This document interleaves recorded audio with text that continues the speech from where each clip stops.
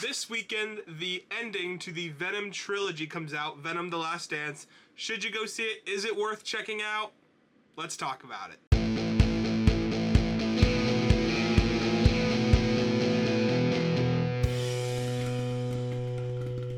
So I just got home from seeing Venom: The Last Dance, and I have a lot of stuff to say. I was even kind of contemplating how I felt about the movie as I was driving home. So real quick, before we dive into this review, just know that there will be a spoiler and non-spoiler part of the video, so kind of depending on if you haven't seen the movie, if you're kind of not knowing if you want to see the movie, click to that chapter in the video so you can kind of check that out. But real quick, before we dive in, if you are new here, consider subscribing so you don't miss any other reviews. And I think tomorrow, or maybe the next day, I'll be posting a ranking of all of the Sonyverse Spider-Man / Venom movies, including Morbius, of course, as they stand right now. So be sure to check that out when it comes out. And let's talk about Venom: The Last Dance. So starting with the non-spoiler stuff, there's not much I can say, other than it does wrap up the trilogy nicely. There was an ending scene that almost caught a few tears for me. It was really special the way that they did it. That's pretty much all I can say about that. The one thing that kind of left me with the most disappointment is throughout the whole movie, they you know how there's always characters that help, your main characters get to certain things and places? Well, in this movie, the way that they keep the cameras on them and do certain scenes with them makes it feel like they're going to be more important, and they're not. They're just not important characters. They're just there to help Venom and Eddie. And they make it seem like it's gonna be more than that, and it never is, which kind of sucks because you're expecting this huge payoff and it doesn't really happen. The other thing that, I don't know, I don't want to, nitpick because I think the movie is good, but the pacing of the movie feels weird because, it starts off as them running away, and then it's kind of all over the place. But the main center of what's actually going on is good. It's just the why, if you think about it for more than a second, it's okay. Now let's dive into the full spoiler review. So after the events of Venom: Let There Be Carnage, Eddie and Venom are now on the run from the FBI and pretty much everybody, because the one cop that died, everyone is kind of looking for them, thinking that they killed him, right? When in fact it was Carnage. They are kind of just on the run and are trying to get to New York. They're trying to lay low when they meet one of these symbiote hunters that is sent by Null, who is essentially trying to escape his prison that all the symbiotes put him in. The one thing I will say is that this movie makes a very clear difference that there are symbiotes and there are the hunters, and they are not friends. The symbiotes do not like Null. They have locked him away, and that's who's on Earth. That's why they're all on Earth. And the reason that they are after Eddie and Venom is that they share this certain key from the first movie when Venom resurrected Eddie because he was gonna die.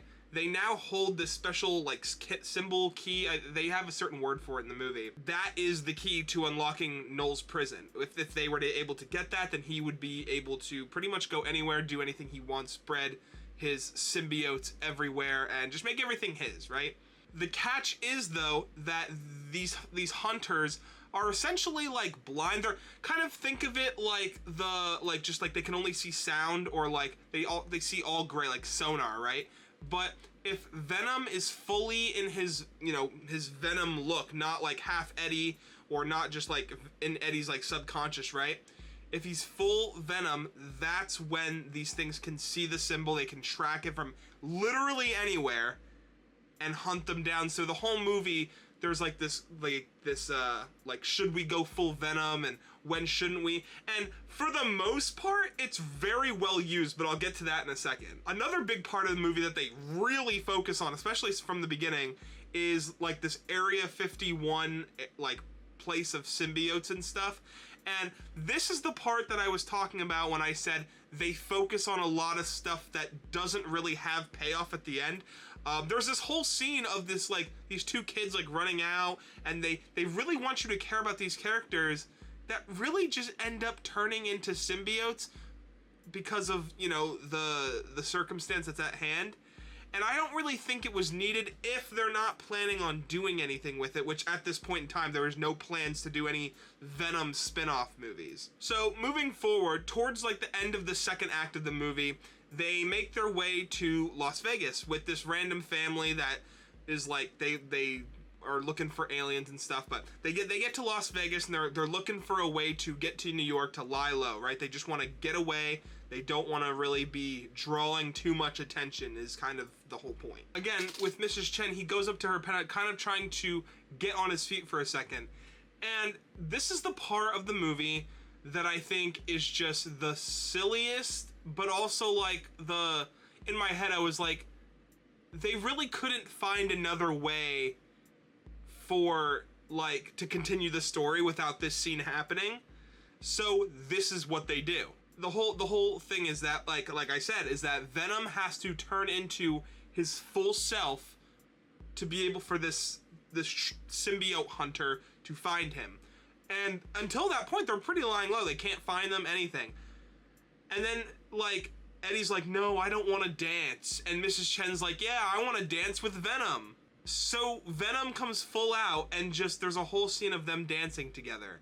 And like, while it is funny and it's a really cool scene, from a story perspective, it's just like, oh, okay, I see. They didn't really know what to do there, so they just put that in, and then that's how the symbiote tracker ends up finding them again.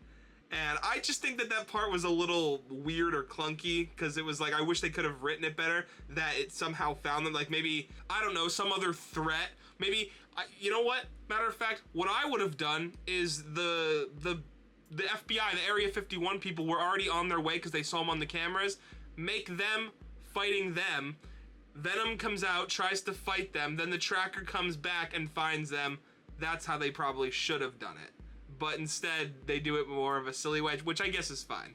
One good thing I will say is that towards the end of the movie, when the tracker's at Area 51 and they're fighting it, they release all of the symbiotes. They let every symbiote in that Area 51 area loose, and it attaches to the doctors and all these other people, and it's really cool. Like, I genuinely was having a good time, and it was just a fun, like, wow moment seeing all the different symbiotes, right? But again, in that scene, there's little moments sprinkled throughout where you're like, oh, is that gonna lead to something? No, it doesn't. It's just fun chaos. And when it's just the fun chaos action, it's great. But then when it's like trying to make it more than that, it's like, okay, but we know it's not gonna lead to anything, so it's like you get your hopes up, and I don't know. Null plays kind of a big role. They talk him up the whole movie.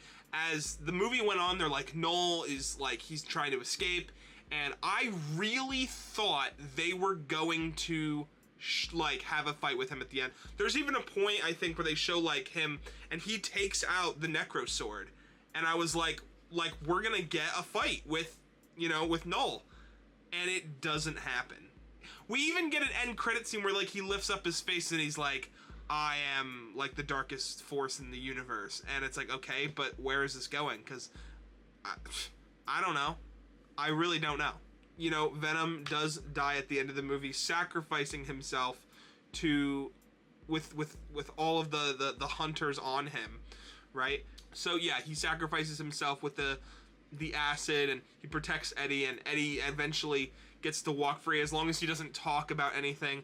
And that part left me like a little unsatisfied, because I really didn't want Venom to die that way. I wish it was a little bit more heroic than just like acid falling on him. I don't know if that makes sense. The ending is of Eddie. He's walking around New York, and he's just, you know, walking around living his life, and they play, you know, a song, and they're flashing back on all the old memories from the first and the second movie, and even of previous shots in the third movie, just of them two and how he misses him, and it's really sweet. That part I really enjoyed. There is an end credit scene where like a little cockroach creeps up on one of the bottles that came out of where Eddie was, like when he was at the bar and stuff, of a vial of Venom, as a very small vial of Venom, teasing that Venom might not actually be dead. So I'm, you know, kind of crossing my fingers, because then some of that build-up stuff won't have been for nothing. But as of now, Tom Hardy even said, like, this is the final Venom movie. So I don't know what to make of that. So yeah, everyone, let me know, you know, if you're planning on going to see Venom: The Last Dance this weekend, or if you've already seen it, and drop your comments below, just kind of letting me know what you think about the movie. I know people might kind of have mixed opinions. In fact, I even heard some of the people in my theater saying they really enjoyed the movie, and a lot more than me.